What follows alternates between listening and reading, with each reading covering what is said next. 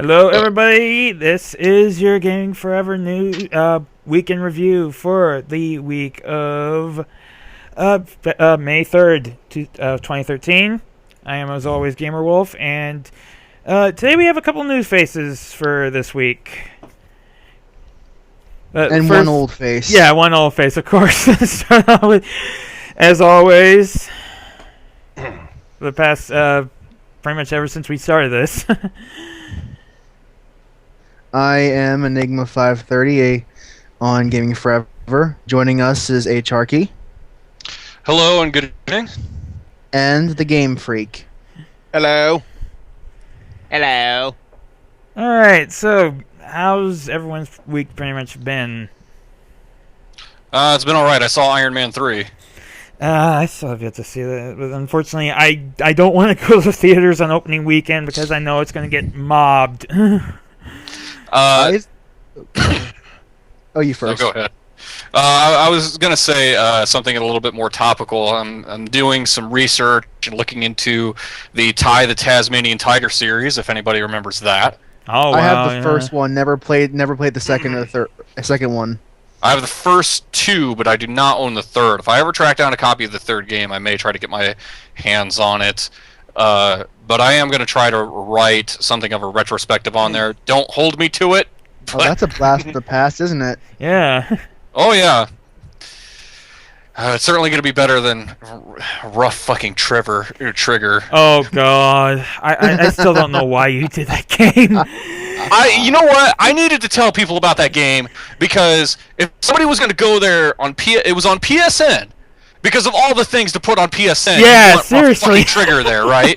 Yeah. And when it's $10, I wanted to make sure that if anybody saw that and said, "Oh, this is $10," no, your $10 is worth so much more to you than that. There's so many other great things out there that are less than $10 that are a hell of a lot better than fucking Rough Trigger. I know. I mean, seriously, but rather than getting Rough Trigger, get either Legend of Dragoon or hell, Persona 3 FES is on there. Speaking of better ideas, I've been spending my time playing System Shock 2. Oh, nice. And I imagine it's a much better game than Rough Trigger could ever be. Never Yeah. I played Rough viewed Trigger, Rough Trigger as a public service announcement. Yeah. System Shock 2 has been pretty fun. A little hard in some spots, but I've been generally getting through it and it's not as hard as people have said it is. At least not to me.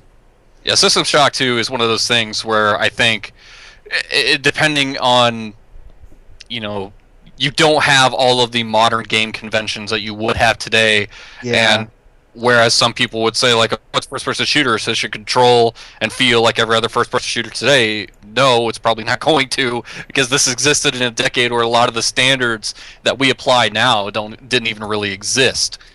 And I'm kind of missing some of those modern game design conventions. For example, I'm seeing a couple of redundant skills, a couple of things that control a wonky, and the hacking minigame kind of sucks.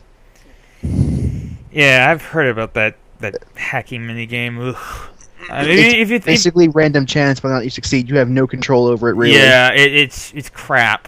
I mean, honestly, I'd rather deal with BioShock 1's rather play Pipe Dream. Yeah, Pipe Dream, exactly. Yeah. Well, BioShock 2 had a really good hacking system. Oh yeah, I agree on that. That was one. actually okay. I mean, didn't Yahtzee say that he actually liked that one? I think he did. I'm not quite certain. It's been a while. Yahtzee since I've liked seen his BioShock stuff. 1 as well, so. Yeah. Really, I couldn't tell over the sarcasm. If you call it that. Yeah, that's Yahtzee for you. Anyways, well, this week it's been one heck of a week, game news-wise, and Hang on, you didn't ask me anything. Oh, well, you can. Have you been playing games? What have you been playing? And I recently just got back into Fallout New Vegas. Love that game.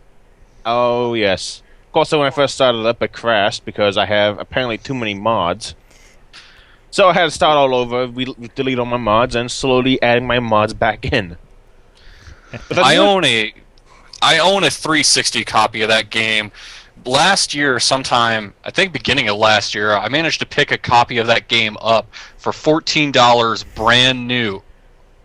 And Well, it was probably $14.99, somewhere around there. But yeah, brand like a new copy, sealed and everything, and then went and bought all of the DLC that, like the DLC, not like the expansions or anything, but the DLC packs that they were offering for retailer specific pre-order those bonuses. Oh, And yeah, the Courier's Arsenal pack. And then they released the DLC for that. Yeah, they released all at once.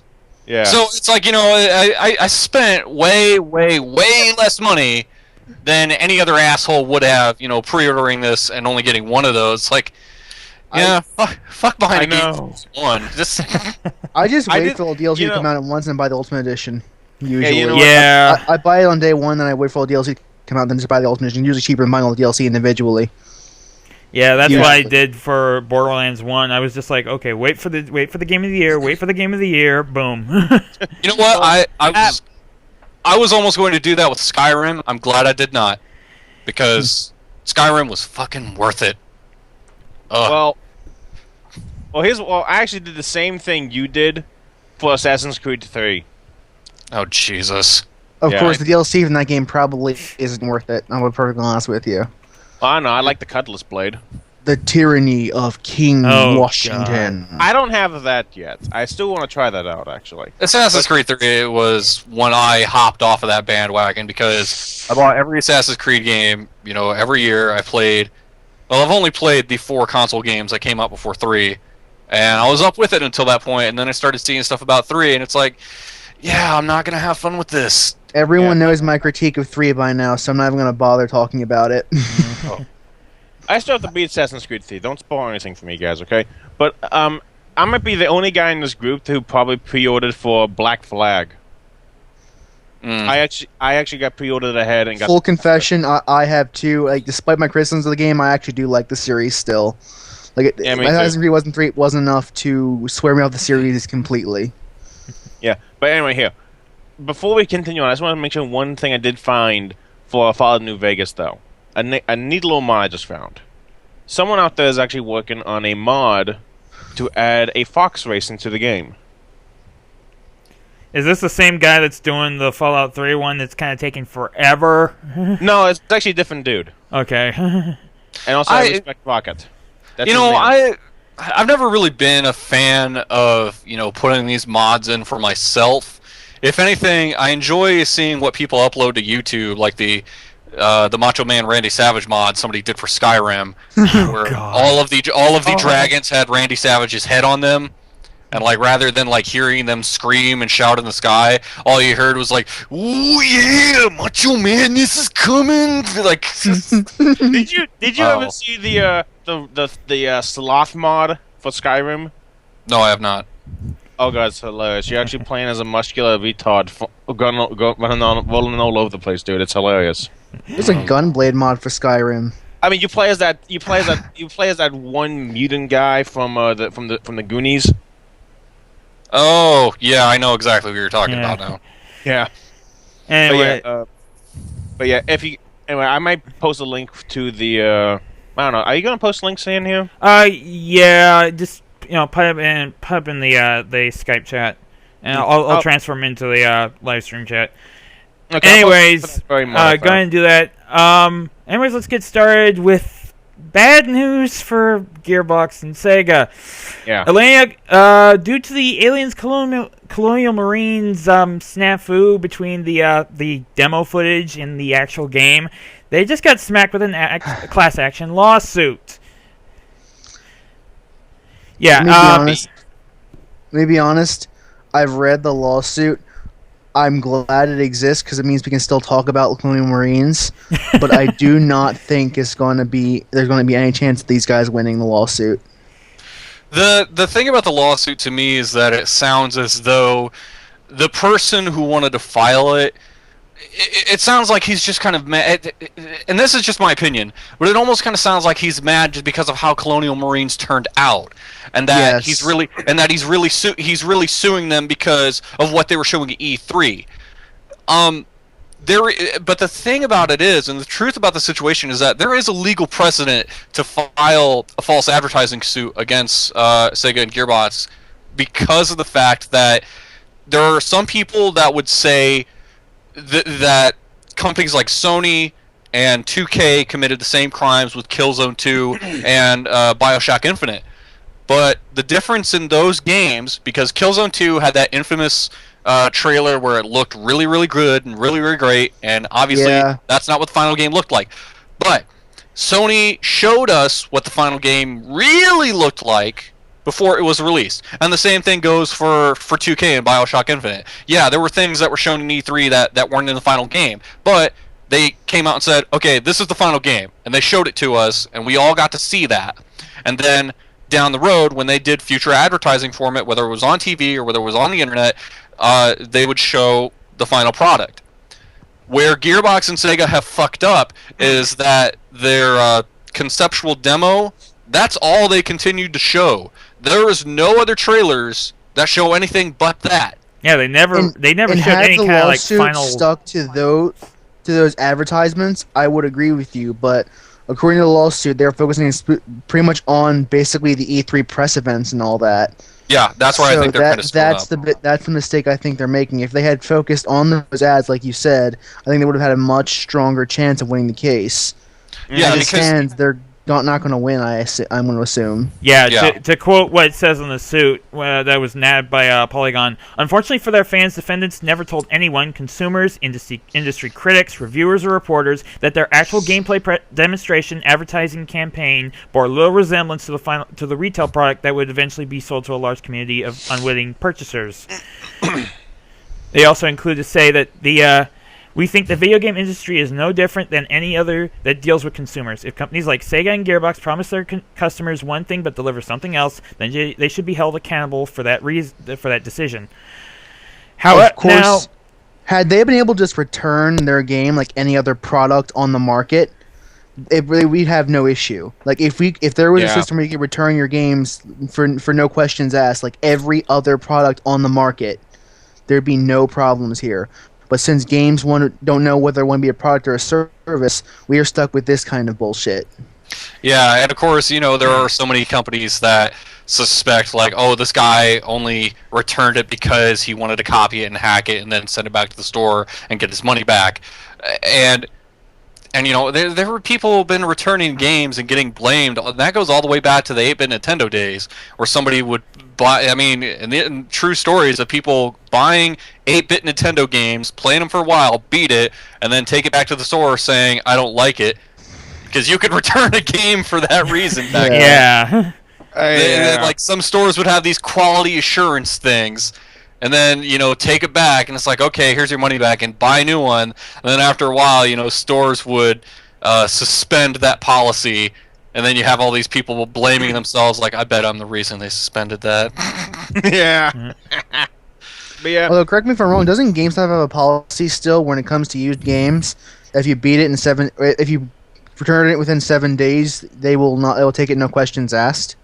Yeah, their policy basically, if there's anything wrong with it, and it's usually like on a quality standard. It's not really so much as whether you like the game or not. It's mostly if this game is going to work because of the nature of, games sometimes having scratches and some people being able to get away with some of that shit. But it's... Yeah, it's a tricky thing. It's a tricky thing with brand new games. When you buy something, you're fooled into buying, and you don't really have a way of returning it. And that's why, I just kind of feel like, don't pre-order a damn thing. Don't. It doesn't really seem worth it. Yeah, it's better to just wait for the early reviews. In this case, did they buy it because of the footage, or did they buy it because it's an Aliens game? Yeah. That too, the fan base. base. In this specific circumstance, in this particular class action suit, it matters. Mm-hmm. Because what else did they have to go on? What else did they see? What other advertising was there? There was nothing. All it was just the false footage.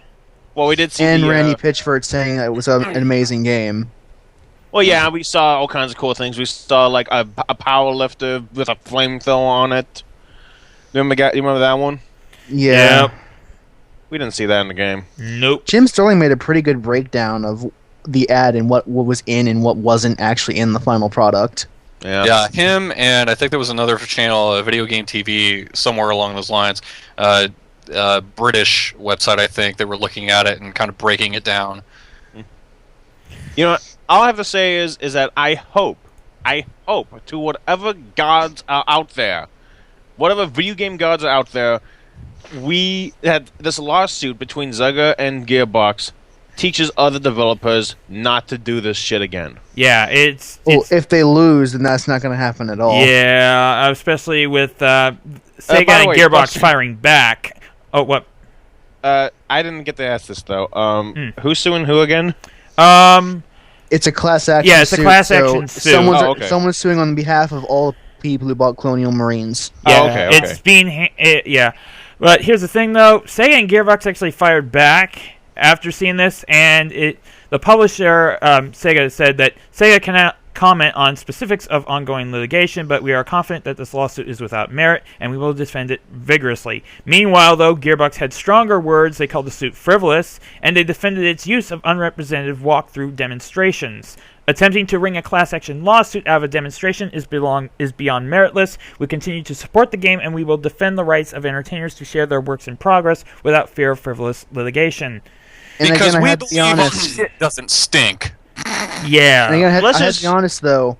I don't think they're going to win. If I was judge, I'd rule against them, based on the Well, let's- criteria they specified in the case. Well, as much as I respect Gearbox from Borderlands, I do hope they do lose. I do hope they lose and we win. I would love that, but I can guarantee you they're not going to. Yeah, I kind of see it.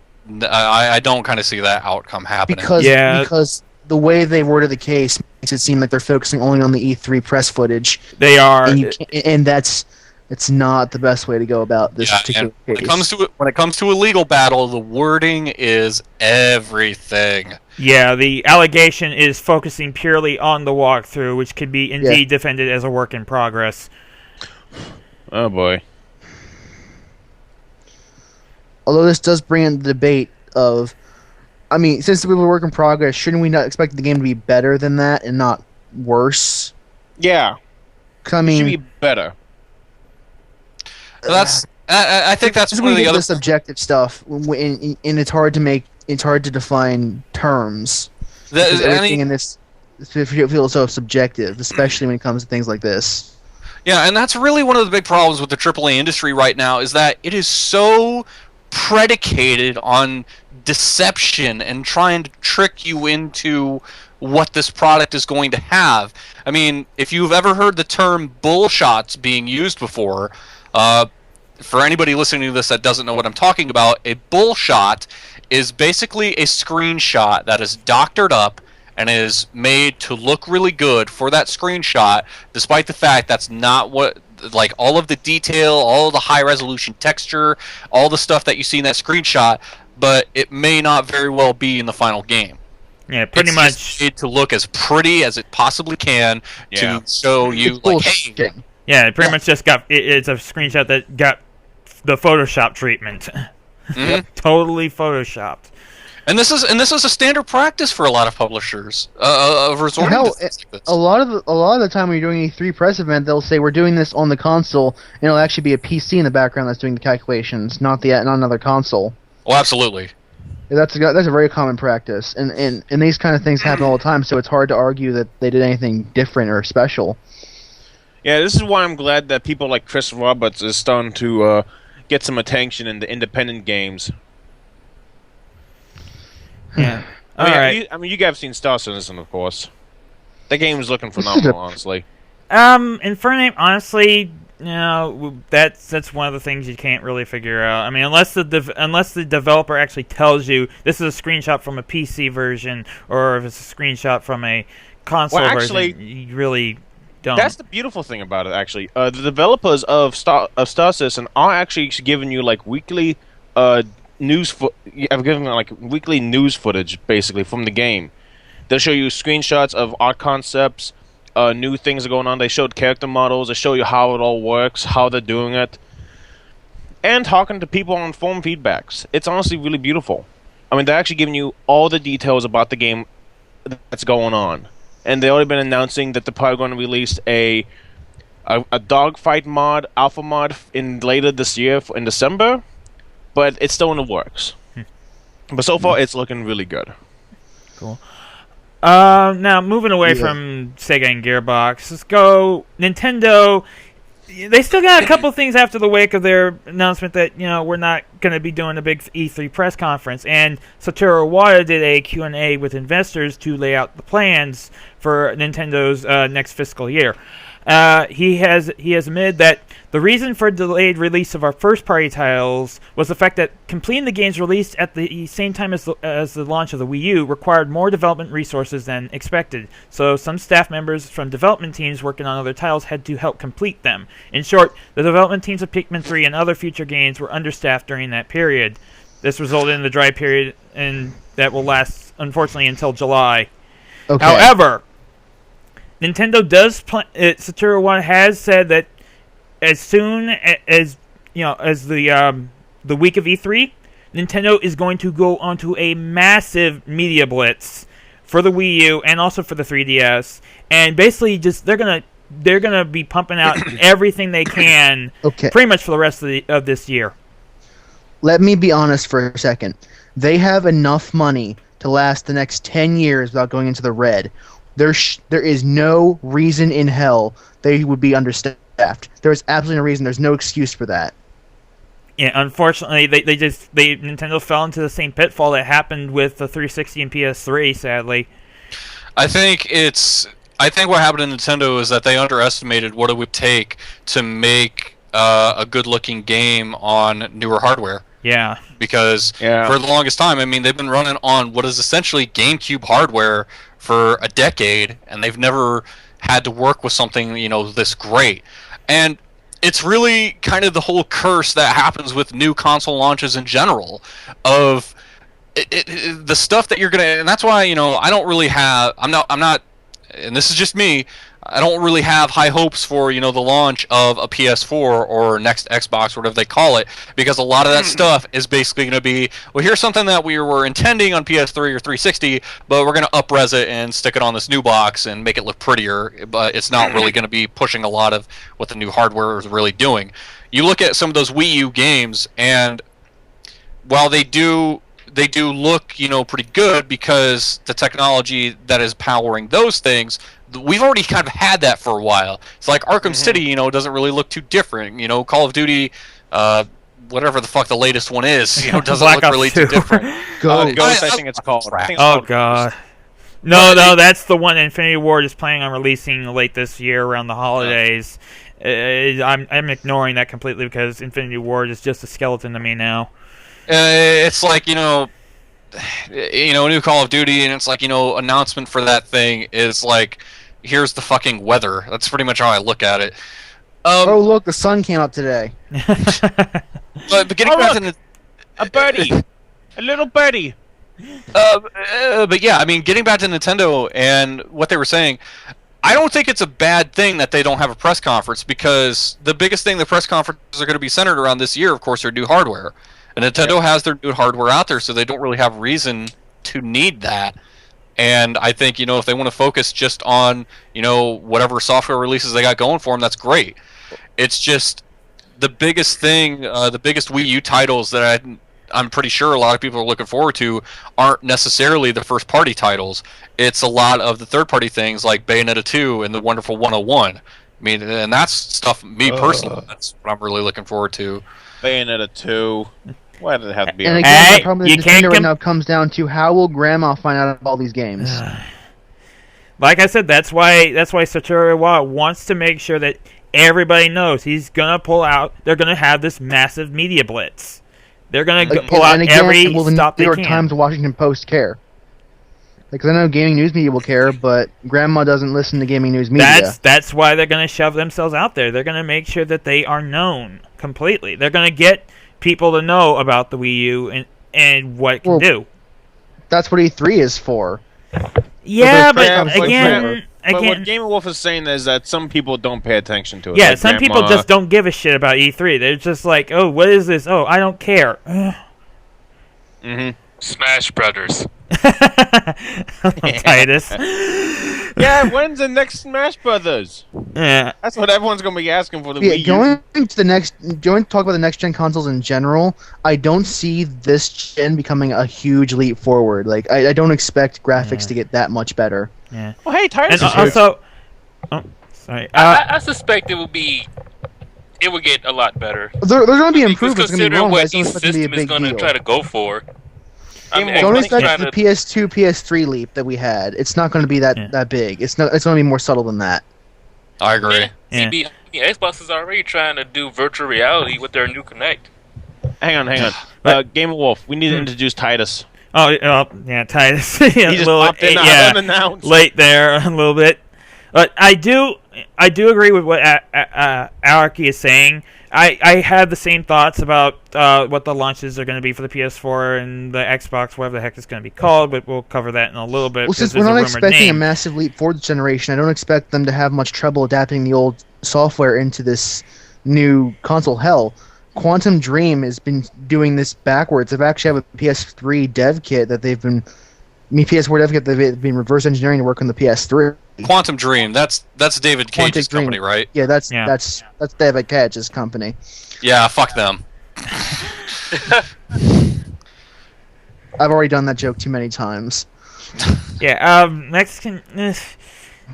Next news report. I don't know. I personally I don't expect graphics. massive upgrades in the graphics this generation. Graphics is kind of a mute point with me. I honestly think the Wii U should get new graphics, honestly. Well, Wii U has to Have since you they were. seen the game that Xseed is making for the Wii U called X or something? Yeah, we've seen that brief little glimpse at there. Was it on the? Wait, what? I think it was the February Nintendo Direct, or was it January? I think it was January. Now, I'm hoping that people Yeah. use this new processing power that we have to do things like improved AI or improved mapping and having larger areas. Like the biggest problem with the last generation was the fact there was only half a gig of RAM in any console, and you can't do a whole lot with half a gig of RAM. Yeah, that's the problem that a lot of like the AAA publishers and everybody thinks that Basically, the game if has they to look really good. Like If it wasn't get for the that team- lack of RAM, I would say that you don't need new consoles at all. Like Yeah. that RAM is the only thing that I really need from a new console. That's true, yeah. 8 gigs of RAM. Also, Satoru Iwata did mention that the Wii U, they want, again, they reiterated the fact that they really want indie devs on their platform. They said the same thing with the Wii. Yeah, but Yeah, this the one, exact here's same the thing thing is with though, it. the thing is For a though with very this little one, while. I mean, they've welcomed like several little what the platforms that the indie devs are using up, like the Unity engine. And that they've welcomed that, and also So has everyone else Nintendo generation. has also made a statement that they will not be venturing into cloud gaming. As Satoru Iwata said that at this point in time, I do not think that acquiring a cloud gaming company will in any way improve our performance. I would agree with that. I don't see a whole future in cloud gaming, especially since Yeah, it's really good infrastructure wise. yeah. I mean, cloud gaming in general, that's held up not really so much because of what company, you know. If a company like Sony or Nintendo or whoever has got so much money to throw at cloud gaming, you could throw all the money you want at it. The bottom line right now is that the infrastructure that we have, especially in the United States, I don't think it's really up to par to kind of live up to the promises that a lot of these big companies want to The make. U.S. Yeah, I has totally terrible agree. infrastructure. Yeah. U.S.'s infrastructure is terrible compared to other countries. Yeah, absolutely. Yeah, you may That- think you have the perfect connection, but all of a sudden it can go to shit real fast. Oh, And yeah. that's again why I don't like this always online thing that Microsoft was allegedly pushing a while back, which is confirmed to be not, or rumored to be not the case anymore. Yeah. Or at least kind of sort of not the case. Just a little add-on to that indie thing. Iwata actually even said that he feels that indies are much more crucial to industry growth than the major publishing space. Though he doesn't, he's not counting out though any of the major publishers. Though he just feels that indies will basically bring more growth and more creativity towards gaming in general. That's a true statement. Yeah, that kind of falls in line with one of the developers from the Behemoth, who, if anybody who's played Battle Block Theater or Castle Crashers or Alien Hominid, guy basically came out and said that he doesn't really see the industry stabilizing. He kind of just sees it becoming more and more fragmented. And that's not entirely a bad thing, because there's been a lot of good things that's come out from the smaller indie devs, and I absolutely agree. That's going to be a big thing that's pushing the industry forward. Really, it's just a more clear example that the old ways of doing business, the old ways of distribution, the old ways of making games, and how many people you throw on it, that doesn't always apply anymore. Although, to keep things in perspective, AAA still brings up 80% of the money we make in this industry. So That's true. Yeah. Just to keep things in perspective. Yeah. Wait, when do we talk about AAA? The AAA titles are basically the big budget titles. Yeah. We're talking. And indies make up 20% of the overall money that it's made in this AAA industry. title. Sorry, I thought you were Yeah. talking about car insurance. Anyway, more stuff from Nintendo. Satoru Iwata is actually mulling towards any free-to-play style games or subscriptions for digital downloads. Yeah, he mentioned that we will not simply change our existing packaged software distribution channel. Rather, we might have many other types of business models in addition to packaged software. For example, we may see more games that are similar to free-to-play games that cost much less, or games that require a monthly subscription fee. Now, these ideas are not set in stone, but they're examples of what Iwata and Nintendo are mulling to do with not only their products, but also with any third parties or India parties that want to do stuff. Subscriptions, I'm going to say right now, you really have to be careful with that, because Yeah. I mean, again, look at the MMO market. I mean, again, World of Warcraft's the only one that's really still doing well, and Final Fantasy 11. Oh, Final Fantasy 11, that too. EVE Online and Rift, I believe, are the Oh other yeah, two. true. Wait. Yeah, I forgot about Final Eve. Yeah, EVE Online is still going strong. Don't forget about that, man. Yeah. I'm a die, man. EVE Online is fucking crazy. If you ever hear some of the stories that come out of Yeah. It is basically like corporate espionage, the game. It is. Oh Nice. God, it is. Do not make me tell you the story about Jeddah once, okay? The Battle of Jeddah. It was crazy. Yeah, let's not get into that until we get into topic for that, because yeah. I've been told tons of stories about EVE Online. oh my god. There's so much crazy. You can literally lose thousands of dollars in real life value in that game. Ooh. if you end the alliances, you can, yes. But if you're just like a casual player like me, you're not going to lose a dime, unless you Oh yeah. bribe. But yeah, any company that's doing a developer that or publisher wants to do a subscription kind of thing, yeah, you really got to be careful. Oh yeah. Yeah. Because they can blow up on you real fast. Yeah, Because- subscription models are reserved for WoW and basically just WoW at this point. I mean, Or what about Final Yeah. Fantasy 14 that comes out this summer? We'll have to see how the remake looks. We will have to see, because I am not hopeful in Square making an MMO. Yeah, me neither. I mean, Like I'm actually still surprised that Final Fantasy 11's still going. that doesn't surprise me as much because the community. That's But- good to know. but I mean, asking for a subscription for a single game, that is risky. However, when you want to talk about a subscription service similar to Xbox Live or PSN or PSN Plus, depending on what you have to offer, you can probably make out pretty good on that. And what's weird about what's been going on in this generation with Xbox Live and PSN Plus is that I used to defend Xbox Live all the time until it got to the point where it is now, where it's more than half of my fucking dashboard is taken up by advertisements. Paid ads for a service Yeah. already paid for. And Uh, don't forget the Pizza Hut app. I don't see. But now I I can don't watch really. I still don't see the big deal with that. The real problem is that it's kind of frivolous. Yeah. Yeah. They can shove that up their ass. Tell me when I can order Domino's. Papa John's. But so yeah, in my opinion, I can't really defend Xbox Live anymore because of what they're doing. But PSN Plus, that I can. Well, go on with what you can say, then I can say what I can. PSN Plus, I thought it was really stupid at first, but you know what? Nowadays, it seems like a steal. You sign up and you get all these free games. Sony played it really smart with that, and I think that's going to be the really big thing. The upcoming generation is what kind of fight is there going to be between Microsoft and Sony in their online and what they offer to the consumer, and who you give your money to every month, if not every year.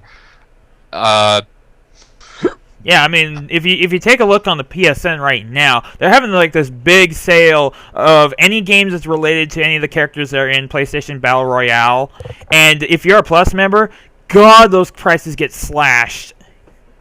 Oh yeah, I didn't know that. They take care of their consumers. Yeah, They do a good job. And that's one of the things that really does kind of have me optimistic about Sony is that it's just this narrative of Sony has just kind of come out and said, we know we fucked up. Cell processing was a mistake, but we're going to make it right. And that's kind of what I see coming out of them. I'm glad that they admit the cell processing was a huge mistake, because it really was. Yeah, it was just way too much of a problem for developers. Mm-hmm. The only thing Sony really has to worry about, though, is they have to improve their infrastructure. Why does it take me 20, 30, 60 minutes longer to download an update as opposed to downloading an update for an Xbox 360 game? On the exact same connection. Yes. And, of course, updating the system itself. Don't forget that. God. Oh God. Speaking of infrastructure, actually, there is a rumor going around on Nintendo saying that Nintendo is actually delaying Wii U titles due to the upcoming summer patch. A source told CVG that Wii U releases are slim this spring due to an initiative at Nintendo to stop most first-party releases until a summer patch is out, which will follow up on April's patch, which will speed up load times by 15 seconds in some cases. Now, once the patch is out, they plan on, we got Pikmin 3, Wonderful 101, Wii Fit U. Yeah, it's all being said that they're being delayed because of this patch, all because of the fact that Nintendo does not want these big load times to translate into bad press for these games. Is it going to be an F-Zero game in this? Again, don't know. Remember, there's still Retro Studios has still not said a word about their project that they're working on for Wii U. If Retro Studios comes out and says they're making an F-Zero game, I will buy one of those things up so fast. Yes, me too. I will freaking crash my car into the nearest GameStop and just slap the money on the counter and just buy a Wii U. Classic. I'm crashing a car, but classic Philip J. Fry Futurama. Shut up and take my money. Exactly. Who knows if this rumor is actually true or not, though. I mean, it does kind of make sense. Nintendo doesn't want the bad press of we got a little bit of load time issue there to translate into just flat out bad score by any ratings group there is. Yeah, I mean, and that's one of the things that I think has gotten really dumb with just consoles in general is how much of an inconvenience it is to start up a fucking game. I go home, I plug my new box in. Oh wait, I have to wait 2 fucking hours for it to update. What do I do with it? Sony's been trying to fix that in the PS4, from what I recall. Yeah, I pray they do fix it, because honestly, I don't want to see the goddamn installation screen ever again. Yeah, I get my new game, I pop it in my box, and shit, I gotta wait 4 fucking hours for it to fucking install. Yeah, that's the one good thing Xbox has over the PS3. Yeah. Now, there is a little bit, we can't really say bad news, because honestly, this happens to every console. The Wii U copy protection has been hacked on the Wii U, but Nintendo is aware of it, and they are fixing it right away. Like the second coming of the goddamn Dreamcast.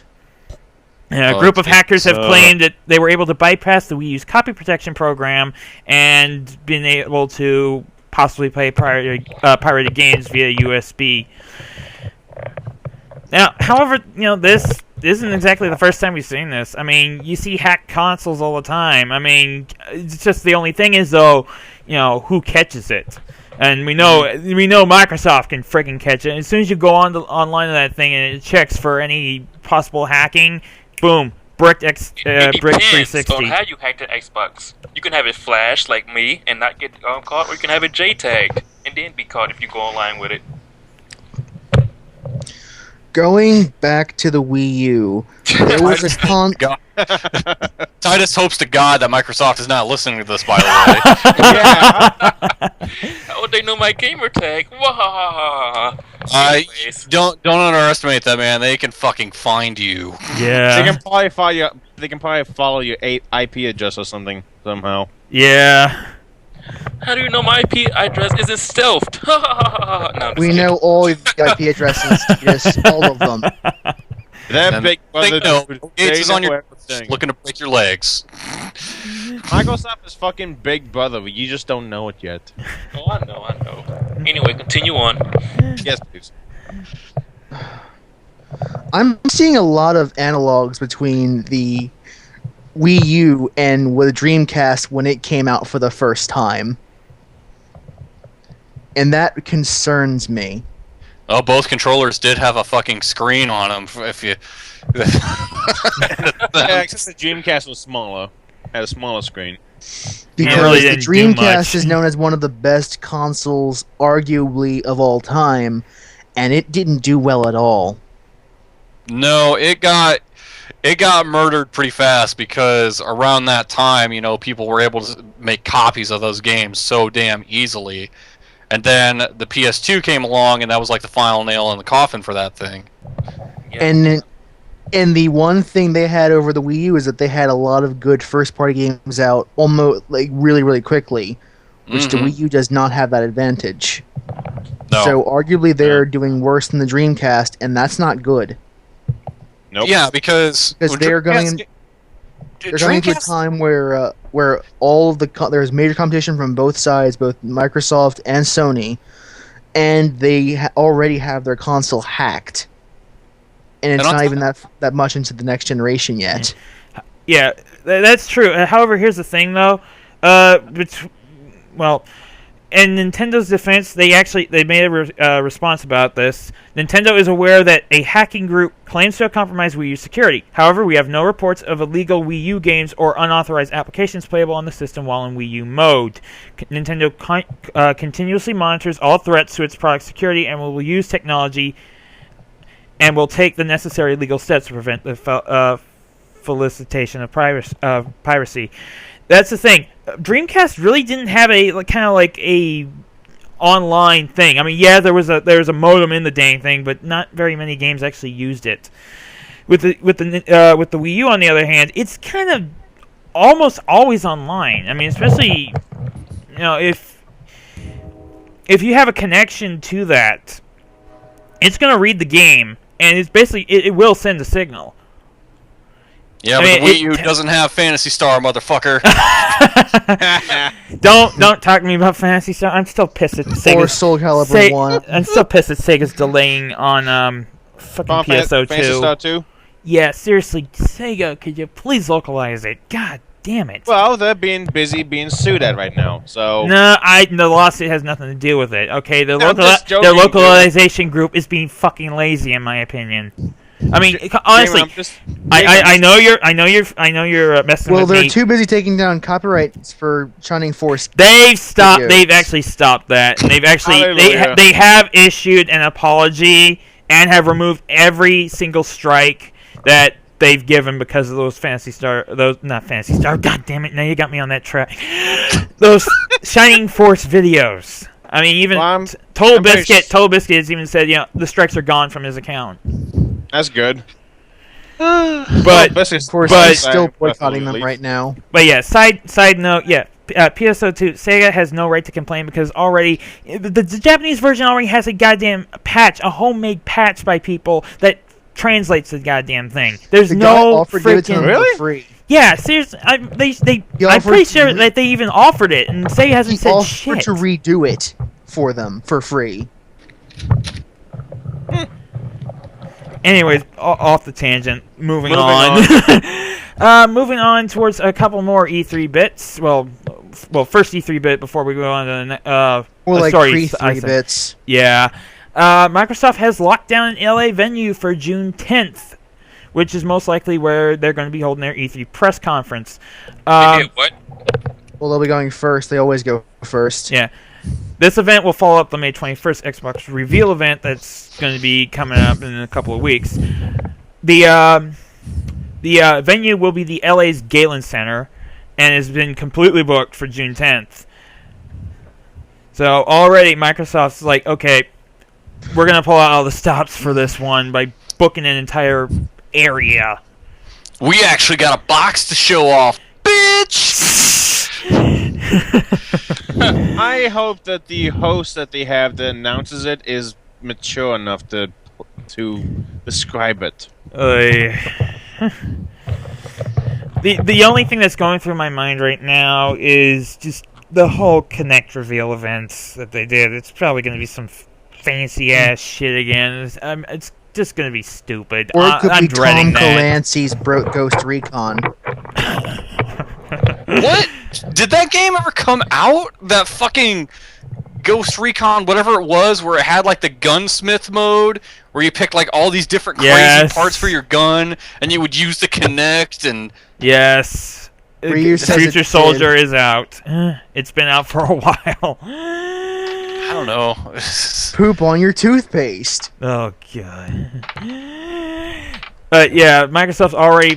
They pretty much planted their flag on where they want to do their E3 press conference and that. But again, I'm immediately visioning that stupid Kinect presentation, and I'm a bit afraid it's going to be more just fancy art shit showing off rather than actual info. E3 is not for us. It's for grandma and investor friends.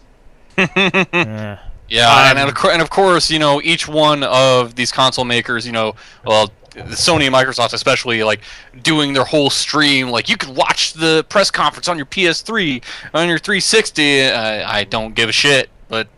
Yeah.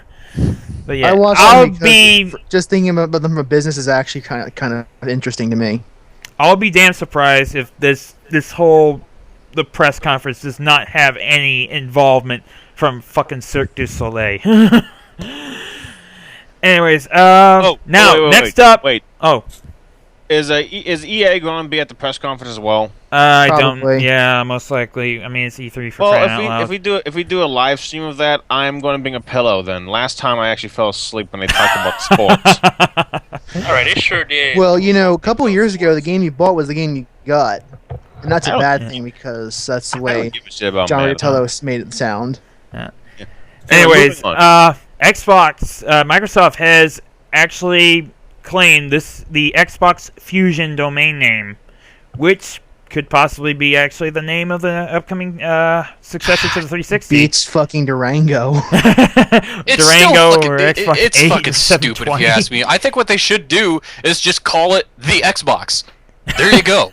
I mean, the next box. because anybody who buys one, that's what they're gonna call it. Yeah, my fucking Xbox. Now, granted, you know, 360 doesn't sound too bad, so people say, "Yeah, I got it on my 360," but Yeah.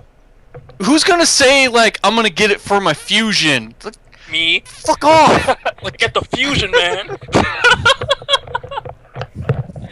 It sounds like a razor. It sounds like I got a fucking power plant in my basement now. Wait, it sounds like a fucking battery. stupid. It sounds like a battery is what it sounds like. Oh no, you know what it sounds like to me now when I think about it? If you think about it, it sounds like one of those e-cigs. Seriously, It sounds when I- like Oh, Sounds like yeah. e-cig to me. It's just infinite. It's Microsoft. They're gonna do, like, whatever the... it's $M. Yeah. They're gonna make whatever the fucking name they want just to, like, catch people's ears and whatnot. And then no one will use that name again. Yeah. Nope. No one's going to use that name. Moving on from that, Pierre Molyneux has actually made a little bit of a statement about the next Xbox and says that they want Microsoft to tone down the all-in-one media hub shtick. What? Don't Yeah, we that's not all? gonna happen. Yeah, Pierre Molyneux said that what I would do is double down on what this console is for. It's for playing games. It's for playing console Microsoft's games. been trying for years to get a media center going, not just a console. So this is basically this is what they're doing with the Xbox. They're trying to make it a media hub. It's not. It's something that's been their corporate policy for a long time now. I doubt it's going to change just because Pierre Molyneux said says. Let's try changing Yeah, it. it's like it's this whole thing of like, look, we've got Netflix. Well, no shit. Everything in my TV in my fucking microwave has Netflix. Like what? My microwave doesn't have Netflix. It's at least 20 years old. In fact, actually, no, it's actually Time to older get a than new me. microwave. Hey, that thing is still working, dude. Just don't have it set to like 10 minutes. But no, it's Paramount knew. He's just more focused with the game, with just games in general. He doesn't like the fact that And cubes, apparently.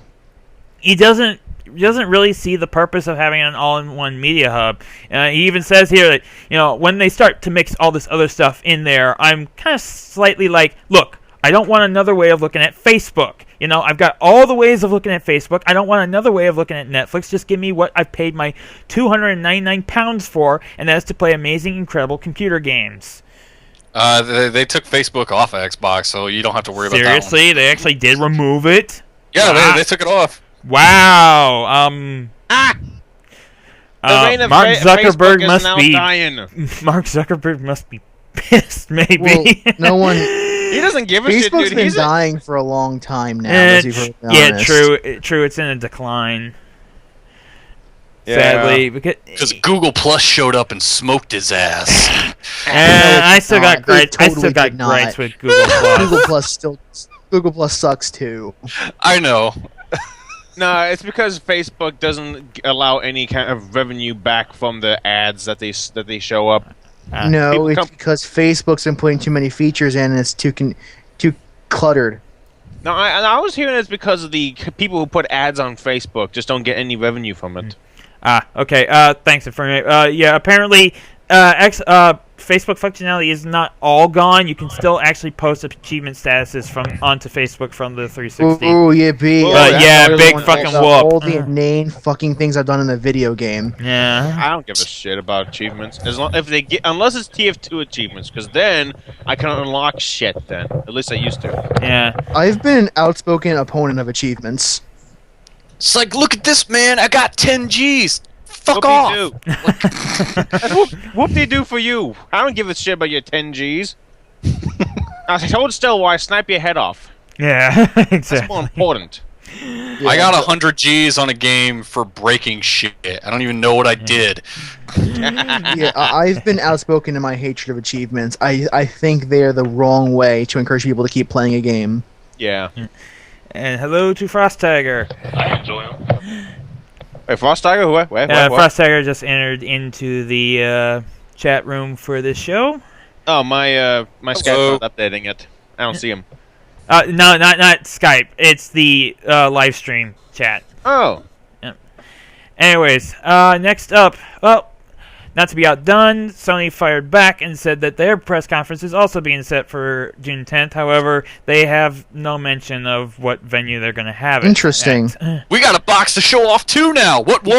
However, Because typically Sony goes like the day after Microsoft does. Whoa. Yeah. So that is actually pretty interesting. okay. So, and they have announced that their time is actually going to be 6 p.m. Pacific Standard Time.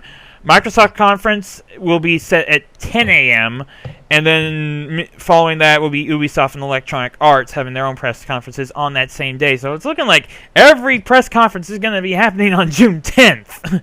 Unless there's Here's like fucking another publisher. Rayman Legends again. I know, seriously. Ugh. Now make a Rayman's 2. I loved Rayman 2.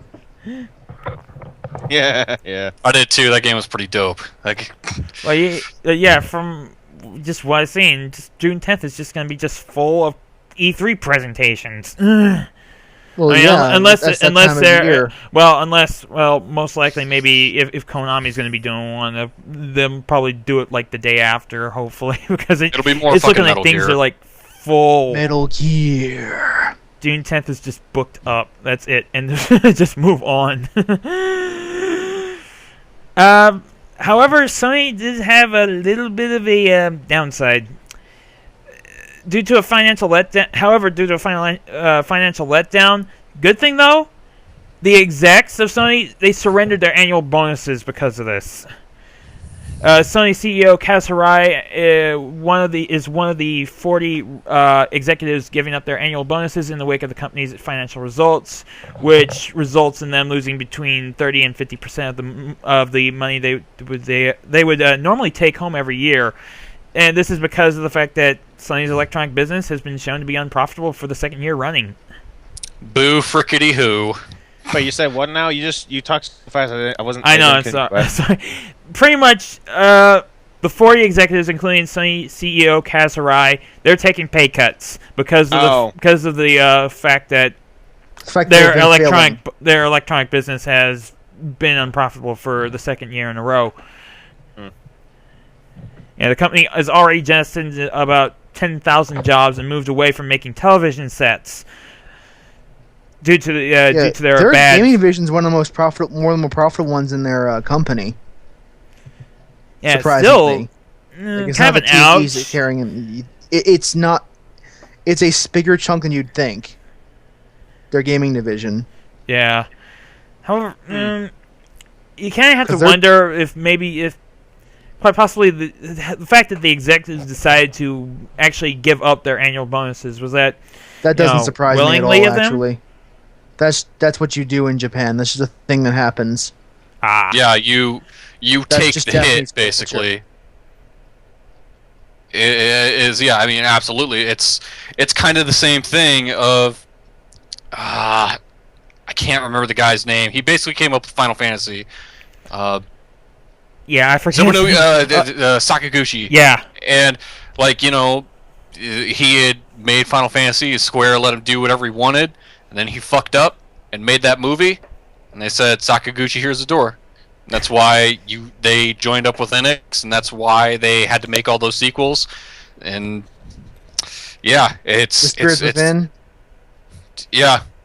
He pissed away a lot of money on that movie, and I don't want to make it about this, but it's just a clear example of guy at the top. He made a decision, and it was like, we'll give you the money you want, just as long as it makes bank. It did not. He fucked up, and he had to take the responsibility for it. It was like, here's the door. Mexican, this would be the Final Fantasy: The Spirits Within, not Advent Children. Yeah. The Spirits Within was notoriously bad. Oh god, it was. I actually saw the whole fucking thing. You have my sympathies. I rented it from John Eagle a long time ago, and good lord, I was asking myself, so what does this have to do with Final Fantasy and Chocobos? Exactly. I mean, that's what everyone was thinking. You think you feel bad? I went and saw that shit in theaters, and just remember walking out like, oh god, like that's some money and part of my life I'm not getting back now. Yep. My friend saw it. He couldn't stand the movie. He was pissed off when he got home. So, I have a question, though. Just a minor question. Is it bad that I actually still own a copy of Final Fantasy Advent Children? No, Advent Children's actually pretty good. No. I mean, the movie has fan service written all over it, so you can't really be blamed if you dig it. So, and there's a few flaws here and there in the movie. Well, a lot of Final Fantasy VII's plot in general is kind of flawed. Yeah, it hasn't held up well. Well, okay, yeah, okay. This guy are sick. Yeah. Sephiroth is a fucking pussy. I said it. Oh, and don't forget those agree. 3 weird guys in the movie as well. The big guy, the emo, and the goth. Sephiroth's a whiny 1, little Sephiroth bitch. number 2, Sephiroth number 3. That was basically who the fuck they were. Yeah. No. That's Okay, literally who they were. They were clones of Sephiroth. Yeah, except they all had different personal traits. Like one's a retard, other one's an emo, and the other one's kind of psycho. That's what I noticed in them. Yeah. Moving on, we next up, Suda51 has made an opinion saying that publisher barriers are what is accounting for low sales, and he's hoping that the excuse me, Suda says that Gung Ho Online Entertainment's acquisition of Grasshopper Manufacture should help boost sales going forward for Suda51's games, and also just pretty much thinks that the industry in general, he needs he wants those publisher barriers gone because he thinks it's just a big interference. Now, when he says publisher barriers, does he mean like how much money the expectations that a lot of publishers have for some of these games that they ship, or because that to me is what I think is really kind of sinking the AAA industry, is that publishers have these really big expectations of this thing's got to sell like 3 million in order to make our money back, and there's no way that's going to happen. Like, he said that like how all these publishers want 5 million sales for some arbitrary reason. Yeah, Suda51 said in an interview with Games Industry International, Grasshopper does have a very strong base. It's just that we are so indie, publishers were always treating us differently. Each publisher operates a different way, has different strategic ideas. So in terms of sales, what they did was they kept creating what they thought was good. But in terms of publishing, it was a different company's strategic choice. So we believe that back then, when we were completely indie without a group company to be together with, we weren't able to translate our creativity directly into sales, because that was the part where we were always ran into a wall between creative and sales transition wise. I kind of get what he's saying, simply because I've really loved a lot of the stuff that has come out of Suda51 Studio, because in this day and age, something like Killer 7 would not exist. No one would fund that game. Nobody. Yeah, the only reason you can get away with that because it's a reputation now. Yeah, I mean, absolutely. it's the same. It's the same with with the games that came out from Grasshopper Manufacturer. I mean, you take a look at what was it, Simora. I mean, that came out just. I don't think that came out with a publisher. It was straight up just Grasshopper Manufacturer. Cinemora wasn't really something that was made by Grasshopper Manufacturer. It was more something like, it was made by some other company. God, I can't remember who, but Grasshopper kind of helped contributed to it. Like, I think they helped with some of the music and stuff like that. Okay. Fucking dope, by the way. But like, stuff like Shadows of the Damned, which was excellent, didn't sell too well, so of course EA was like, we're not gonna fund another one of these things. I don't know how well Lollipop Chainsaw did. I don't think it was a real big success. I'm pulling for Killer. What is it? Killer is Dead. Yeah, so I got some high hopes for that game. Yeah, Killer is Dead. Killer is Dead is looking pretty interesting, though. I gotta look that up. Trippy. But again, that's Suda51 for you.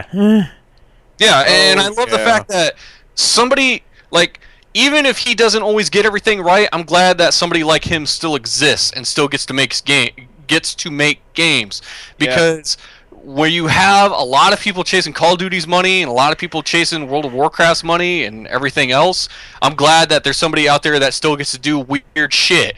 And somebody, and kind of not related to Suda51, but we got a sequel to Xenoclash 2. That game really shouldn't exist. There's nobody that would fund that does, and it's fucked up, and I love it. I love the fact that stuff like that gets a chance to exist, though. Yep. I'm glad we have psychopaths like that guy. Absolutely. I'm gonna play Shadows of the Damned. Speaking of, like, I actually do need to play that game, actually. I really weird do. and, well, more just along the lines of creepy weird. Oh, creepy weird. Yeah, I've seen Let's Plays. Shinji Mikami has said that he wants to bring the horror focus back with his game called Evil Within. Good luck with that.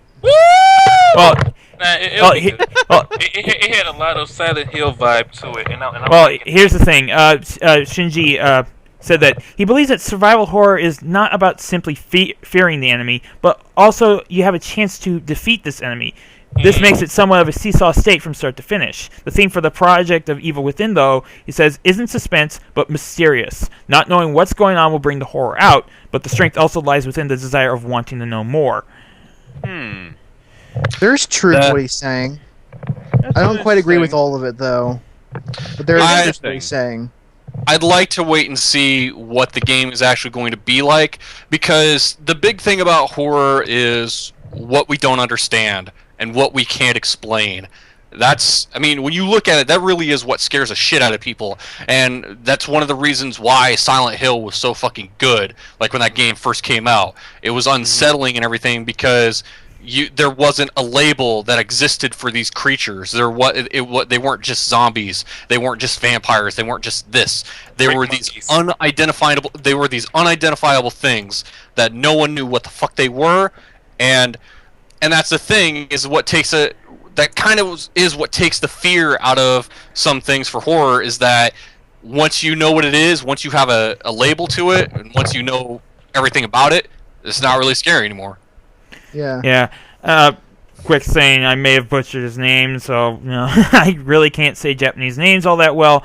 Also, interesting tidbit, in Japan, Evil Within is actually being called Psycho Break. And he said that the game is about surviving in a world full of psychos, and the goal is to break through such a world. Thus, the name Psycho Break, where the word psycho is relative to horror, and break is to survival. Now, that's an interesting concept right there, because psychopaths are really a crazy enemy to fight with. That to me, I think, is something that is truly scary, because zombies and everything, It's like, none of that exists, but there are really psychopaths. Humans are always the scariest yeah. monsters. Like, just imagine, I mean, I'm just trying to imagine, like, fighting against a Joker in real life. Can you imagine that? Ugh. I don't think you even need that. You look at some of the crazy fuckers in, like, the headlines of, like, the serial killers and shit like that. Imagine having to tend with those people. These guys who look like everyday people, and for all intents and purposes are, just going on these massive killing sprees. Yeah, but let's not forget.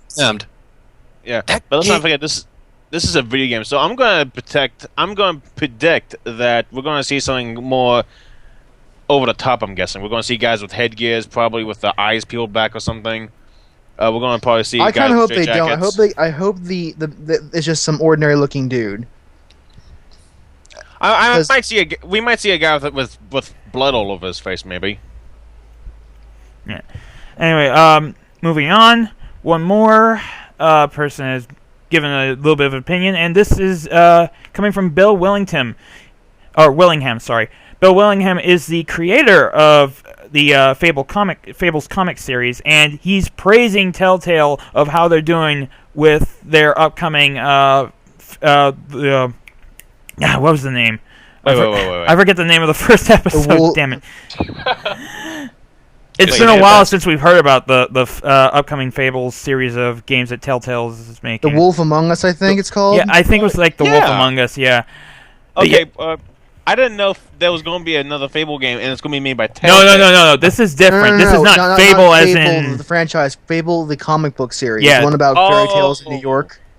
Oh, I gotta read that. Yeah, Fables creator Willingham has said that Fables has been shopped around for a movie or TV show. The scripts told me the same thing. Whoever wrote these stories never read Fables or didn't like what they'd read. Telltale's episodic games have always been faithful to their source material, for good or ill. But he definitely sees that the people of Telltale are getting the story completely right. They know the story. Make it like Telltale's The Walking Dead, and it should be, and they've basically got it set. Well, the thing is, though, he's more along the lines of they know, how the story goes. They're making sure that every bit of the story itself is flowing completely like it would in a Fables comic book. Yeah, if you were going to work with anybody to do really good storytelling in a video game, fucking Telltale, they've shown time and time again they know how to nail that stuff and not take like these big dramatic liberties of it just to make stuff like that work, because and that's the curse with Hollywood and TV, is that this isn't really going to be too entertaining, so we can't have that. And I think Telltale make a good Star Trek game. They could. They could probably make a good Star Wars game, maybe. But like Telltale, they've had really good working relationships with some of the indie comic makers, which is why they've done adventure games based off of Bone, and why they did so many games based off Sam and Max. Steve Purcell, he obviously loved the stuff that they did. So don't forget Strong Bag. Well, this new installment, they don't take all day to release the episodes like they did with The Walking Dead, an episode every 2 months or something like that. Oh, and also Back to the Future. They did a great job on that. Oh, yeah. They did great with Back to the Future. Not so much with Jurassic Park. I'm still trying to figure out what was They wrong with were Jurassic Park. What was so bad about that game? It's all QuickTime events. That's it. It's QuickTime events. The game. That's what most of their games are about. It's So how sucks. Star Wars or Star Trek game Okay, is going to be okay. the same thing? Their Okay, games Titus. are not all QuickTime events. There is definitely a lot more there typically. Yeah, Titus, it's like kind of like this. In Monkey Island, it's basically a point-and-click adventure game. And Walking Dead is kind of a point-and-click adventure game with a little QuickTime events, but it works well. In Jurassic Park, it really is nothing but just tapping a button, and that's it. Yeah, there's no exploration. You never really have direct control of the character. It's pretty much just press X to survive, and you Press pretty X much- to you- not die. Yeah, press X to not die, and Yeah. all you do is just watch what's basically a shit Jurassic Park movie. Actually, I just thought of something. We got This it. we got actually, I just remembered something. This actually reminds me of Azura's Wrath. Oh yeah, that. Except- Zora's Wrath, the problem of being Zora's Wrath. I mean, Like- granted, the whole thing of like doing like kind of like anime style, you got different little episodes and that kind of stuff, and that Uh-huh. it's interesting, but again, there's no gameplay to it except mostly But QuickTime honestly, events. It's an entertaining game. It's meant for entertainment. It's not I'll, meant to I be will say, game. I'll say this much to defend Asura's Wrath, though. Whereas Jurassic Park, yeah, it's a shit version of any of those movies. Asura's Wrath, though, you get to see a guy punching a gigantic, world-crushing finger into oblivion. Like, You get to see it. You cannot beat that. You no. get to see it. You don't actually get to do it. Yeah, the imagery makes it worth it, seeing some of that stuff. Yeah. So, Game of Wolf, if you ever come to my place, you gotta play Azura's Wrath.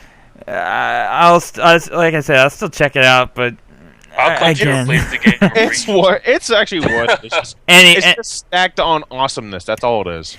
anyways, next up, quite a bit of a twist for Warner Brothers.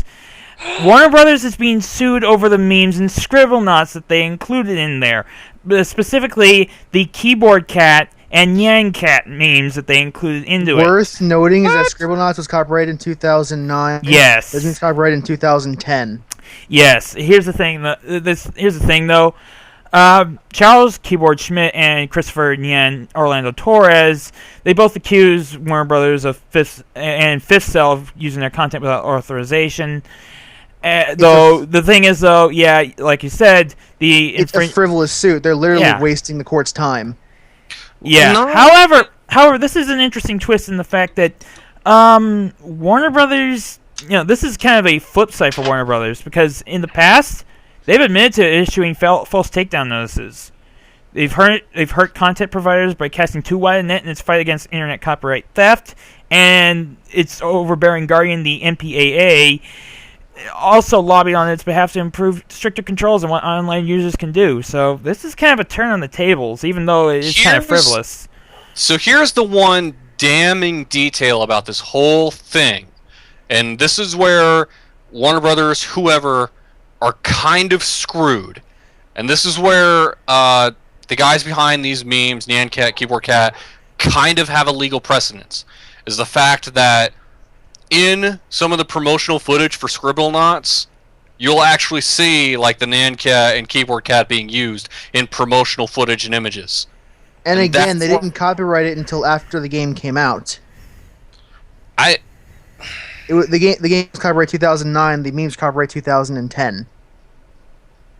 don't know. I mean, So You even know- if that's true, you can't just retroactively get your copyright to go and fit on a game. It doesn't work that way. that's probably true. I mean, I don't know. I guess we have to wait and see because, like we've said before, when it comes to legal issues like this, the wording is everything. Exactly. And Yeah. the devil's in the details. So Mhm. Yeah. And next up, Indie Dev Tycoon. The game Indie Dev Tycoon turns piracy back on the pirates. I love this story. Yeah. oh, this is great. Yeah. I gotta hear this. I didn't hear this yet. There's a game out there called Indie Dev Tycoon. It's pretty much kind of like it's like any kind of basically tycoon game. Game dev, sim game dev. Yeah, pretty much. however, pirates were able to crack the game and able to, No, it's put it out better there than on the that. net. The developers released their own cracked version of the game. Oh yeah, that's right. I'm sorry, I It scratched wasn't a that. real Yeah, game. yeah. They released their own cracked version of the game, and pirates just snatched it up. And they get to just a point in the game, and then suddenly, boss. It seems like many players play our new game, but they steal it by downloading the cracked version rather than buying it illegally. If players don't buy the games they like, we will sooner or later go bankrupt, and it pretty much just kills the game. Yeah, they start It's pirating true. all their games. It's awesome. And the reason I find it so hilarious, well, the big thing for me is that Game Dev Tycoon is not an expensive game. They're not really asking for that much. And Even that's why better, the retail version doesn't have that in it at all. It's just the cracked version. The retail version does not have the code's not even in the game. Right. So it's not. It doesn't rely on a lot of DRM. It's not that expensive, but people still want to act like they deserve to pirate it. In that case, I'm all like, "Hey, pirates, go eat a fuck dick yourselves." because you guys are fucking assholes, and you deserve all the bad shit you get and a crippled experience for your ignorance and stupidity." So, Yeah. I guess.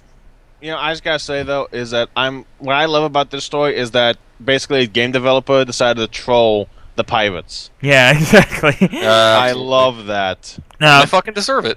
Greenheart, They the dev team behind this game, they reported a 93.6% piracy rate with only a 6.4% of users running a genuine, legitimate version of Game Dev Tycoon. And yeah, there's the pirate rate right there, as you can see, after just day one of the game being available.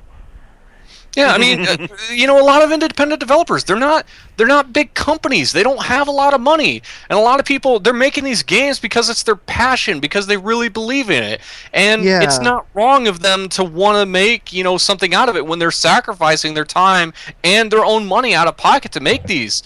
And then you have these fucking asshole dirtbag fucking scum, out there like, well, I'm going to download your shit for free. What do you think of that? Tell us how you really feel. Get fucked. That's how I really feel. So fuck those guys. I believe Jim Sterling came up with a really good term when you want to pirate games from independent developers that aren't really asking you for that much to begin with. You're pedo thieves or pedo rapists, whatever. Oh my god. I'm gonna believe that. Anyway, Greenheart also added, we are not wealthy, and it's unlikely that we will be anytime soon, so stop pretending like we don't need your $8. We are just two guys working our butts off trying to start our own game studio to create games which are fun to play. Actually pretty the good. game is DRM free. You can use it on up to 3 of your computers for your own use. You get copies for Mac, Windows, Linux. You can continue your game before piracy wrecked your company, and we even aim to promote you with a free Steam key once the game is on Steam, all for a mere $8. Yeah, this come on, reasonable here. I hear the game itself was actually pretty good too, the actual game. Yeah, can't pay $8. Go eat a dick. Yeah, are you that? Well, can't really say that. I mean, some people are that poor, but There's a difference between saying I'm pirating a game because I don't want to spend the money and just flat out admitting it, and then pirating because I'm doing some holy crusade against the publishers. That's like holy crusade buddy, against the corporate establishment. Yeah, I'm sorry. You just want to get the free content, and I understand that. I get that. But let's keep it real between the two of us. You want the free content. Keep it real, sugar mom. Yeah. Of course, though, there's a few games out there that maybe that might be worth it. One game I'm going to say once is Xenoblade. Woo! Yeah. Seriously, if you try to find that game anywhere, you're gonna be digging a big hole in your pocket. Yeah, that's more of a different precedent, I think, where especially because that's a bigger company, and you have assholes in Nintendo that think we don't want to localize it. Well, then you're saying you don't want my money. No, they did localize it. I know why they didn't though. They didn't think anyone was going to buy it. And to be fair, when the gamers like to say, "Oh yeah, we're going to buy it," and then we're going to buy it, and then once they actually release the game, no one buys it. Not to mention, you have so many people here in the West. Costs. you have so many people here in the West talking shit about Japanese RPGs. That's not really doing us any favors either. But that's another topic. So Yeah. Like when you do when compared to a company like Atlas, who does very limited runs of their products, but they always have just enough for most 2 people. copies per GameStop. Like That's because how Persona limited they are. 3, Persona 4 sold like 0.8 million copies in total for the PS2, and the golden version sold half that. Those don't seem like impressive numbers, but they made profits. Yeah, still, it's kind of that's Atlas for you. I mean, they have like great track record. It's just that limited quantity. Because they know they're a niche genre. Not a lot of people would buy it compared to a Call of Duty. Yeah, It's they like do you what gotta they get do. Their games within Well, a few let's days or wait. Buy online. let's get moving. Yep. Next up, Bungie's Destiny to feature monetization shenanigans.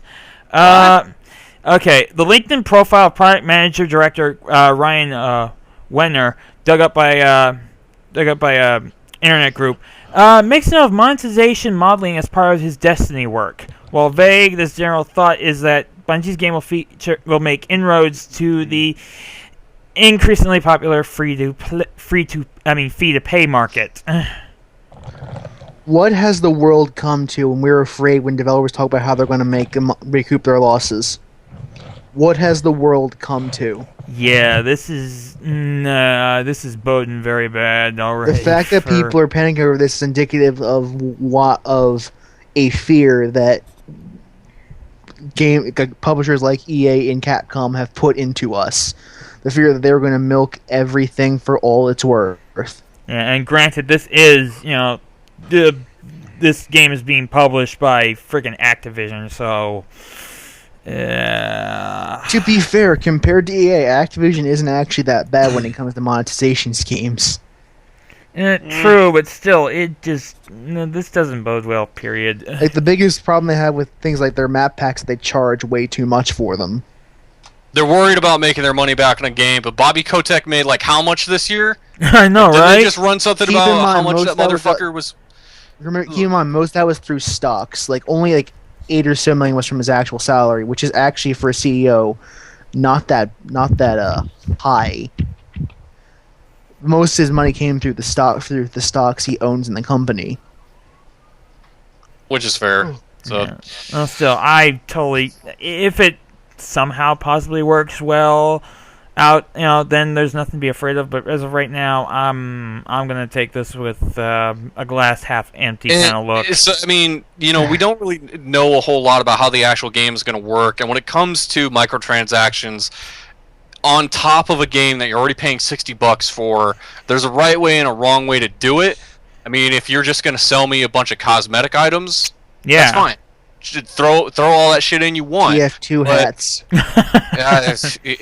There's a lot of crazy shit in like the fucking Gears of War gun skins, which are fucking ridiculous. Oh god. But if you're gonna charge me for stuff like a gun that breaks the game or something, it's like what the fuck are you doing? I've already railed against Mass Effect 3 and Dead Space 3 more than enough to just get my opinion of microtransactions out there, so I'm just gonna let you finish it all. Yeah, that sums it up. God, that Mass Effect 3 multiplayer microtransactions, I hated that so much. Like, it might be a good multiplayer, but the microtransactions suck, so I rage quit the game. And I will never touch that game again. Yeah, it was pretty shitty. I will totally agree with you on there. I have it in writing how much I agree with you on that. Yeah. The only I only hope that they probably just do the same thing Activision did for Black Ops 2, which is just basically put up like fucking skins and whatnot, just stuff that's just cosmetic. That's it. Yeah, because people pay for those things, and that's totally cool. And there's nothing wrong with that. Yeah, as long as it's just no pay to win shit. But when it comes to things like for fighting games, when Capcom sells characters that are already on the disc for $2 a pop, that's irritating. Oh yeah. Yeah. Buy the Vita version, then you don't have to pay squat because then they're already there, and it's like, yeah, get fucked. That's Yeah, pretty much. Yeah, go fuck yourself, audience. Next up, Wonderful 101 director hints that the game will actually be a bit short. However, Platinum Games Hideki Kamiya believes that the fun is more important than the game length. Now, there is no idea when Wonderful 101 will actually launch, but in a tweet over the weekend, Kamiya said that if you hate to finish a game the next day you buy it, you better not play the Wonderful 101. I focus on how it is fun, not how long it lasts until the ending. Now, remind me what the not Wonderful wrong. 101 is. Oh god. But It is a Wii U game where you play a team of superheroes that actually form into like whatever weapons. Yeah, it form like fist swords and whatnot. Wait, what? Like imagine like a gigantic legion of superheroes that all look similar to Beautiful Joe, and they merge together to like form like a giant fist or like a giant sword to attack enemies with, and just crazy shit like that. Just Well, now you got my imagination up to a tizzle here. okay, imagine Pikmin but superheroes. I got it, and I'm here thinking them, and I'm having weird ideas, and them turn into a giant boot and kick someone in the ass. Yeah, may as well be able to do it. Hideki Kamiya was the name? Yeah.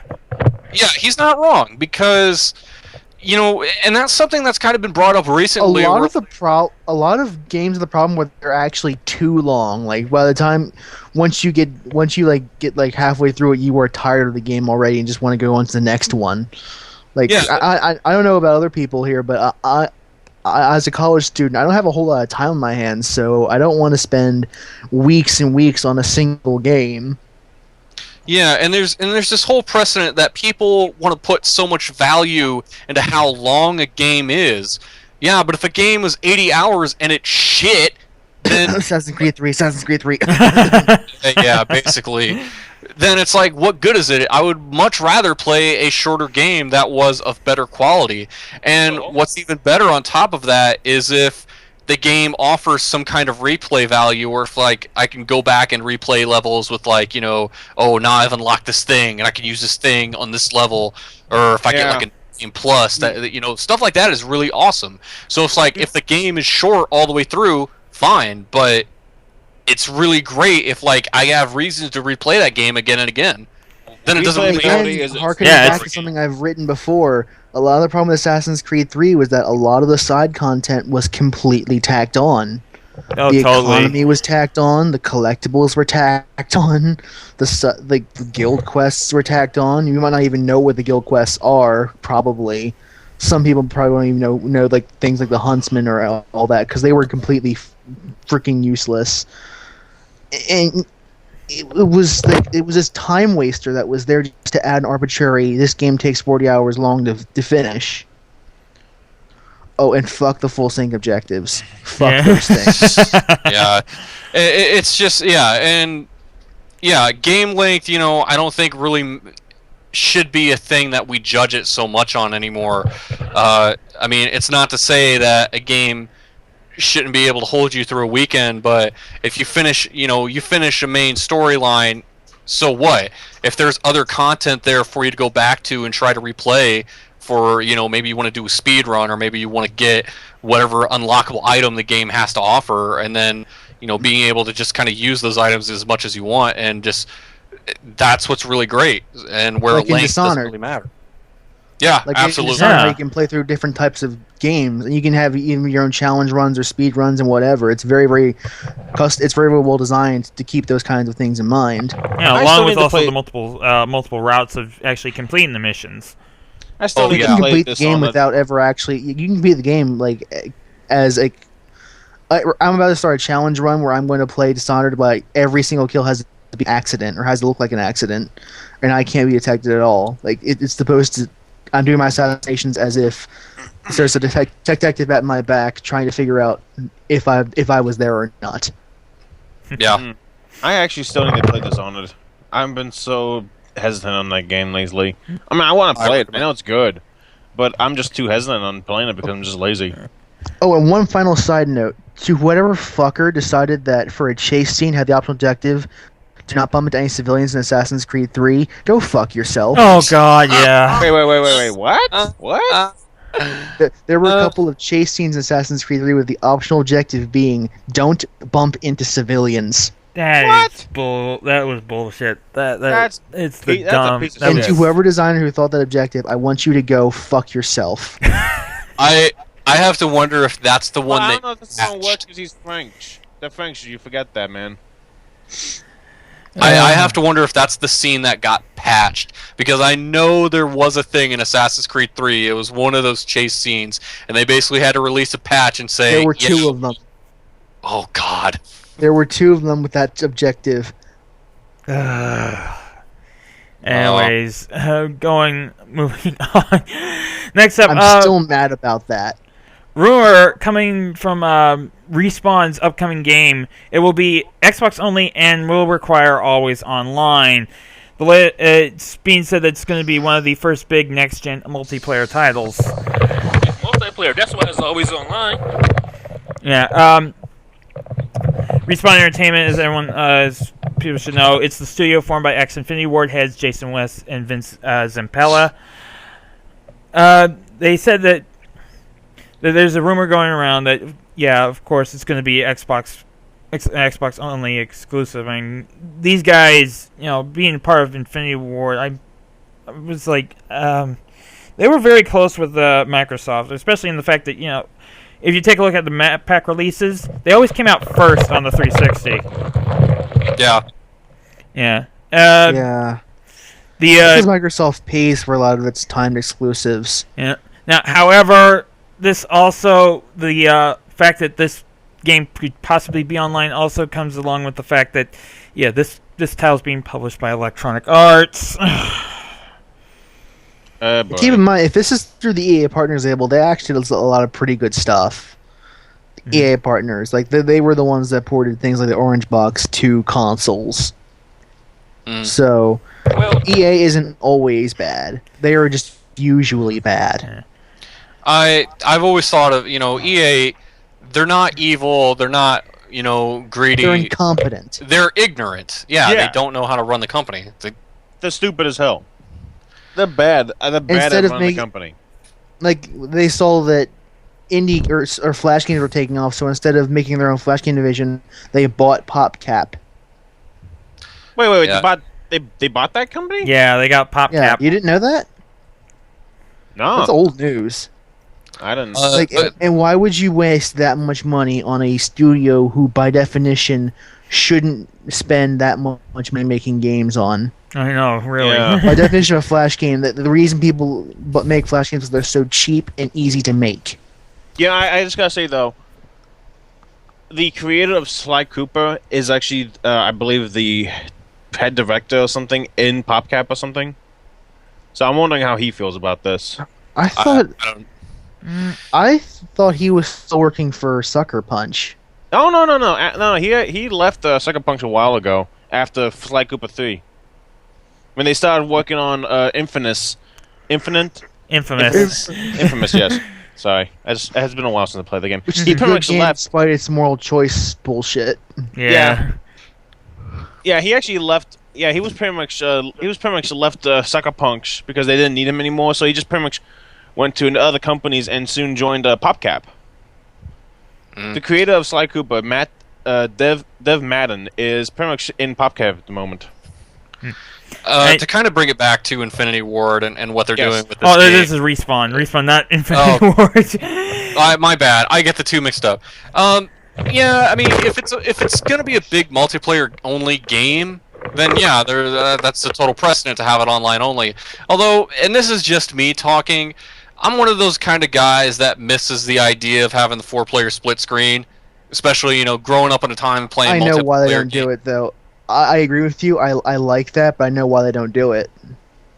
Yeah, because their whole stint against used games and being able to sell, No, it's being even able to simpler attack than that.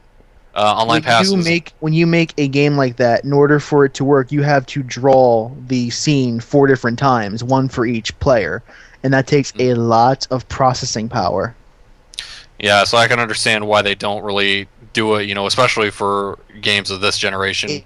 In the PS2 and in those old days, that wasn't asking for a whole lot processing-wise. But when you come to these kind of graphics for the PS3 or PS4 level games, you really can't spend that much budget just on split screen, unless you're something like Call of Duty that doesn't actually update its graphics very often at all.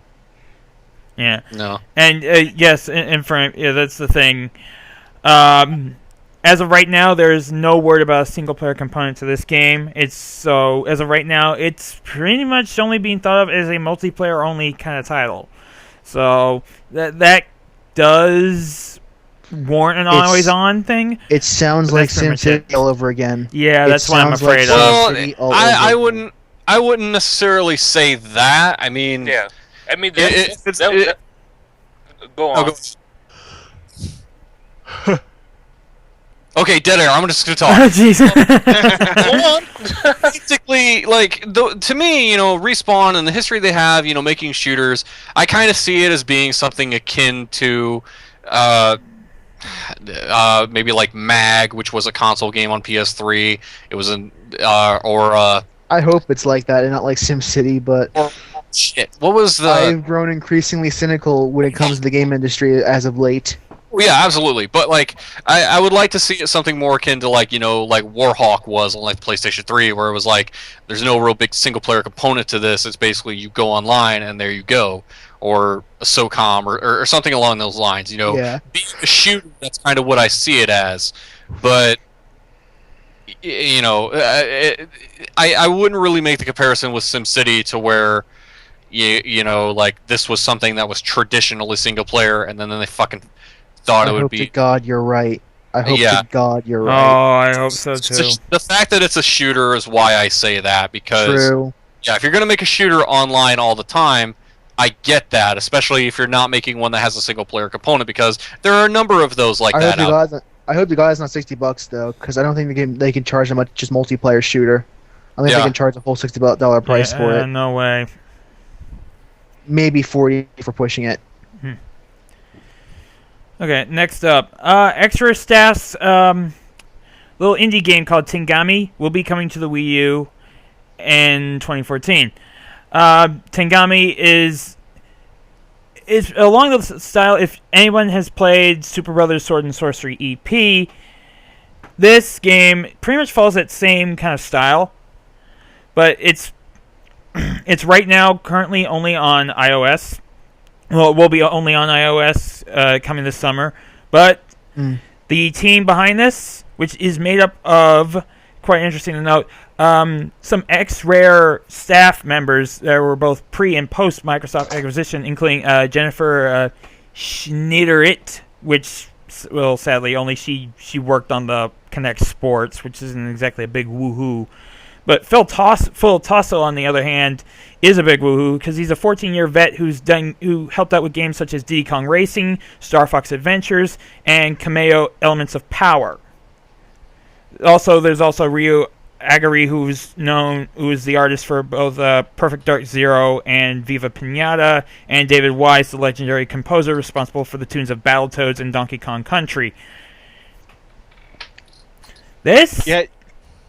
I'm kind of hoping maybe this may to have like this X-Rare team to bring this title over to Wii U. I want Nintendo to start like really organizing stuff with this team, because it could be like maybe this. I wouldn't say Rare second coming, because you can't really call them Rare anymore, but to have like an X-Rare team just to come back to Nintendo where they got their start and just bam. Are you saying a team with this kind of talent is? Yeah. Wait, Rare? Oh, God. Is Grand Coke gonna be there? You can't see it, but I am grinning right now.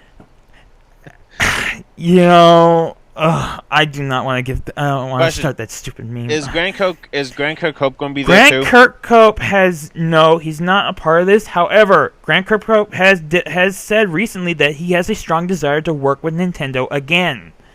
That's cool. I'd say, try to get him with these guys and just. To be fair, a lot of people hate working with Microsoft, but Nintendo and Sony get pretty good reviews from the indie people who work with them. So far, I think the only people, as far as like indie game wise, that I have heard say anything good about Microsoft was the Behemoth, but they're kind of the only ones that have said that seem to have a really good working relationship with Microsoft. Everyone else seems to hate Microsoft. I know that Edward McMillan, who made Super Meat Boy and Binding of Isaac, can't stand working with Microsoft. Was said he'd never do it again. Oh yeah, And I believe him. And when it comes to Sony, he said he has a very opposite feelings. That he would love to work with them, and he wants to bring his new Binding of Isaac to the Vita as well. He's not the only one that said that. Yeah. I know a gentleman behind Papo and Yo. Or Papo EO, I think it was the game. He had a really good time working with Sony. But yeah, And so did the Tengami. Pixel Junk guys and that game company. Mm-hmm. And But going back, and I know people hate Phil Fish, and I hate Phil Fish, but he did say that patching Fez on the 360 would have cost $20,000, and for an indie dev, that will be too much. It's way too much. Totally. But yeah, Tengami. As you see right here, I've seen the trailer. It's a pretty interesting little adventure game with it's like pop-out art. It's like the stuff you see out of like pop-out books, and it actually looks pretty nice. What game? Tengami.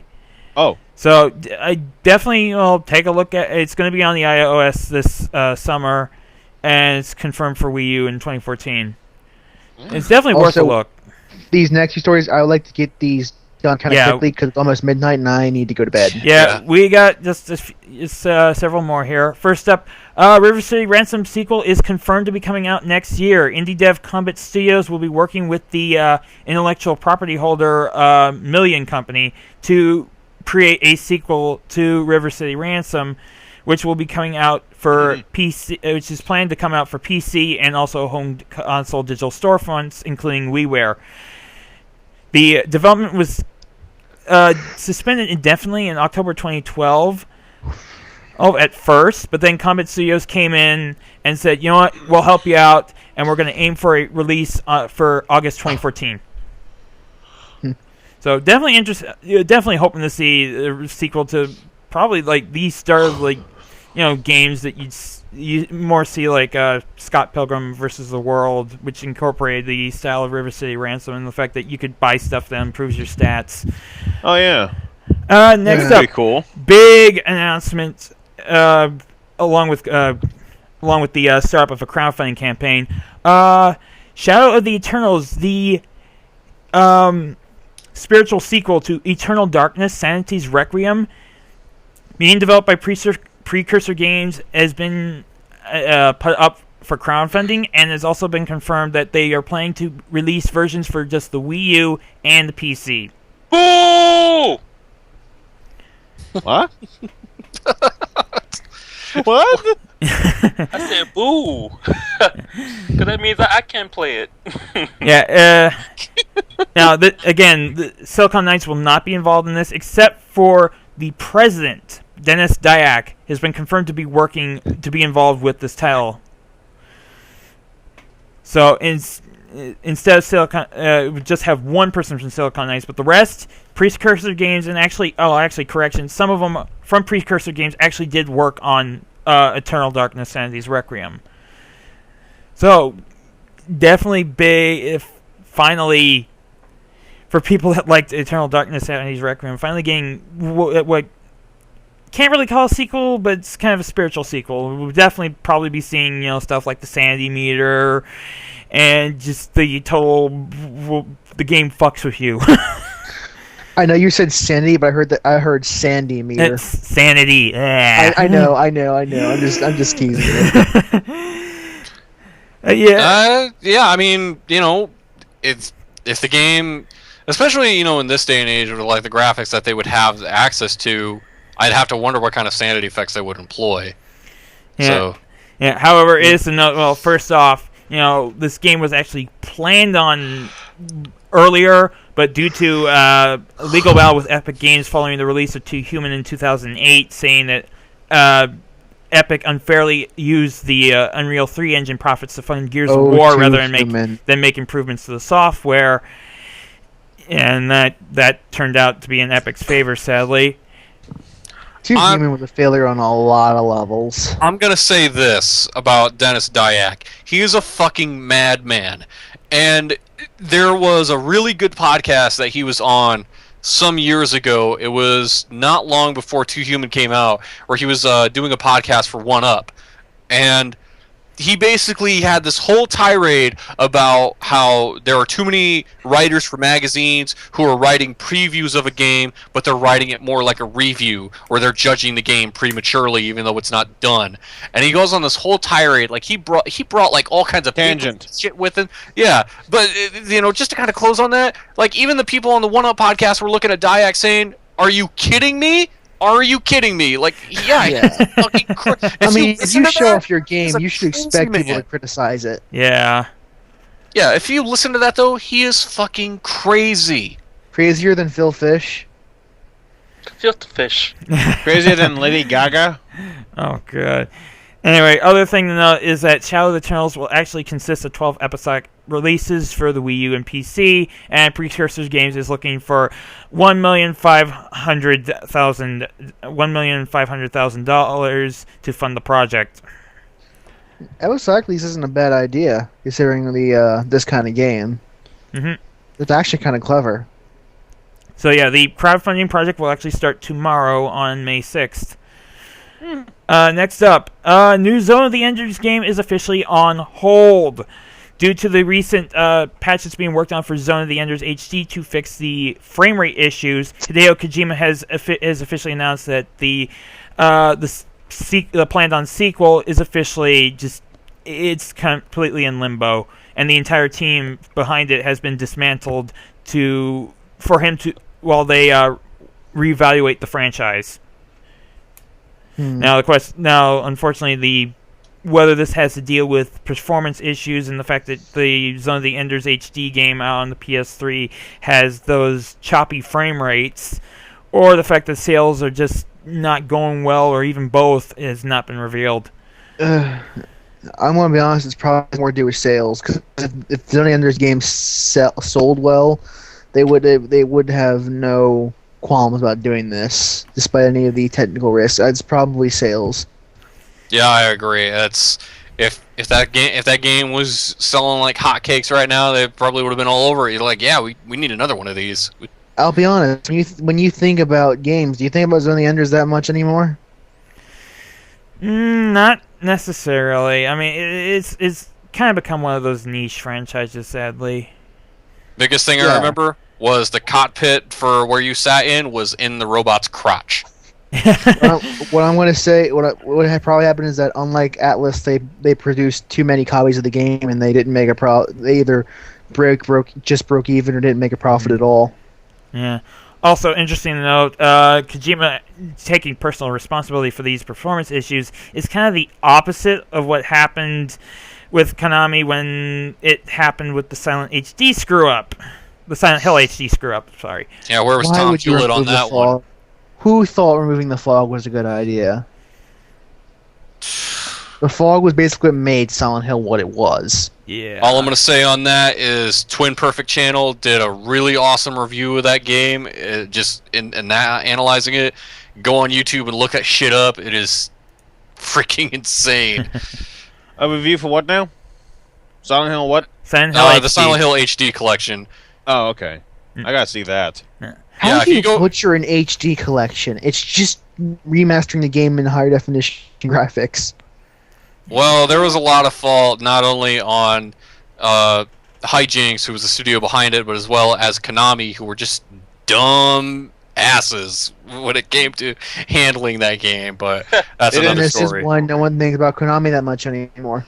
Yeah, they needed Konami really needs to get their act together. They gotta get their act together fast.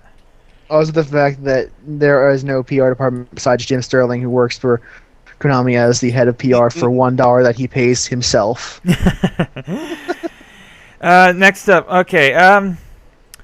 The upcoming first piece of BioShock Infinite DLC appears to be including a new AI companion. A 2K employee's LinkedIn page added the info, stating that on the profile excuse me.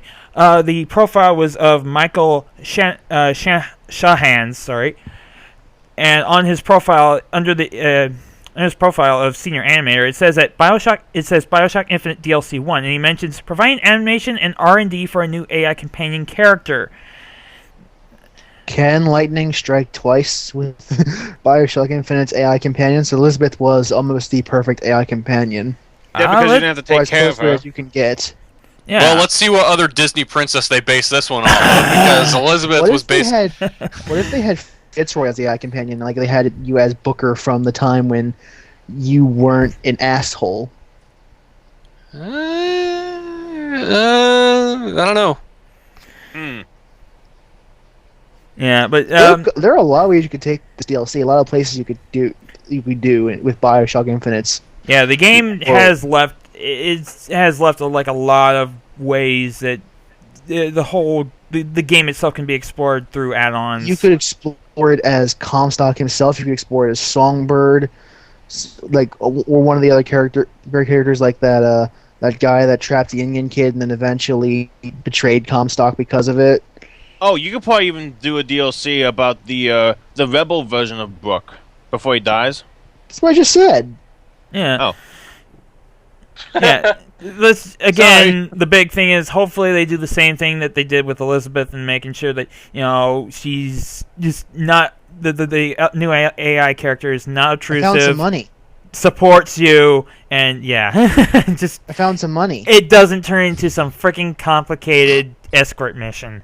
Hey, gamer. Ooh, a lockpick! I found some money. Oh god. Yeah, give me my money. Next up, Watch Dogs has officially been confirmed to have finally a release date, and it will be releasing in October on the 19th in North America and November 22nd in the UK for Xbox 360, PS3, PS4, PC, Wii U, and other next-generation consoles. And since it's in the launch window, that means the PS4 is probably going to come out at roughly at the same time. Wow. Yep. As of right now, there's a new trailer, world premiere gameplay trailer. I do recommend everybody check this out. It shows off more of what you can do in the game. Oh, I will. Other than the teaser that was shown last year. The hell out of me. This game excites me. No way. Yeah, this game does excite me as well. This game looks freaking awesome, where you actually play as Big Brother in a way. My big thing with this game is that, so I'm seeing all these trailers that show that I have a lot of options and there's some freedoms and what I can and can't, of all these different tools and things that I can do, and I think that is great, but if they fuck it up and say, like, try to complete this mission doing only this, like, and limit me what I can do, God. it's like, fuck you. I want to be able to use all my shit. At this point. Yeah. It all depends on level design at this point. Mm-hmm. That was Assassin's Creed 3's problem, was the level design was pretty bad. Oh, yeah. Ooh, look at this wide open, expansive, beautiful forest. Follow the linear corridor. Exactly. Yeah, hopefully it doesn't fall into any of those kinds of traps. Have Paul Revere shout directions at you. Oh, because geez. apparently That was annoying. he didn't do the midnight ride. You did. He was just on your backside. Yeah. Ugh. All right, and our last story for today.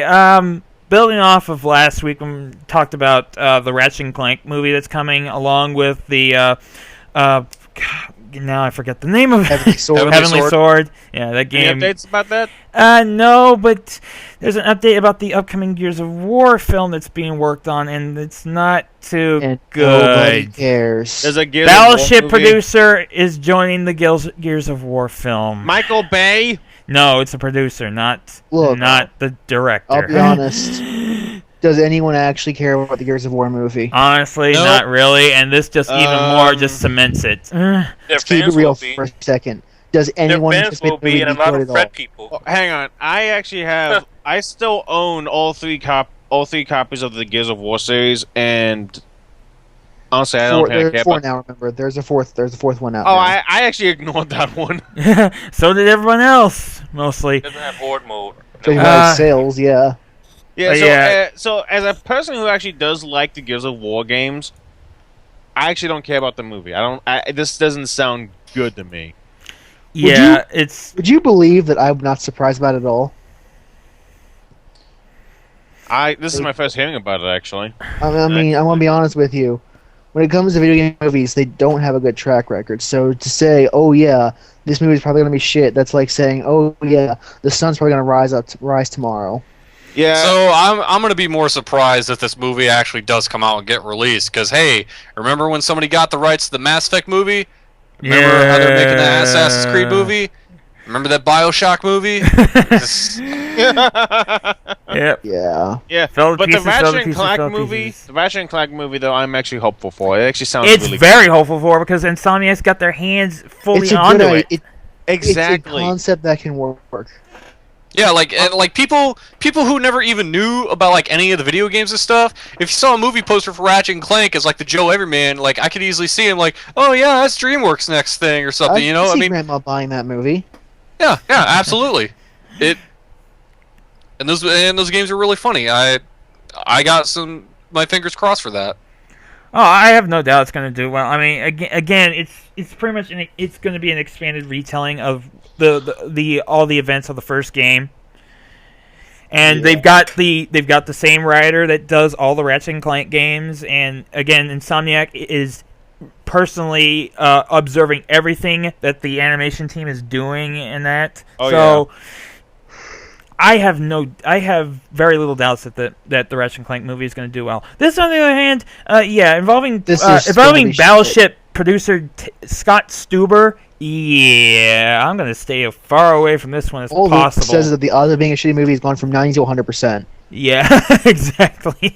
Honestly, It depends on the actors and all that stuff as well. Just can't base up the movie on the producer.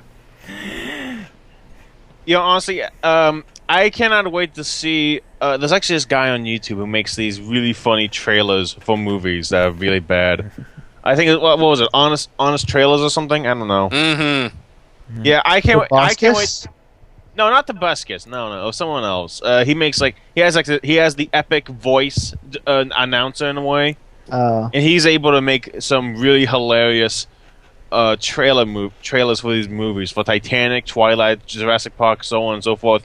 It's honestly hilarious.